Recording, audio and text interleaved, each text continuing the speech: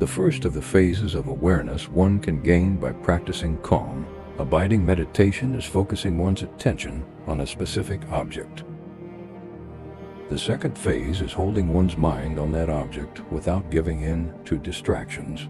If thoughts arise and one loses the referential object, one is aware that one is distracted and returns to the object one initially focused one's attention on. These are the two kinds of awareness that one develops by practicing calm abiding. Staying mindful of one's thoughts and returning to one's practice enhances one's concentrative awareness in daily life too. A successful practitioner becomes mindful in all activities and notices his or her own attitude and behavior. Maintaining awareness in all situations is important because one is then able to act more fairly and openly.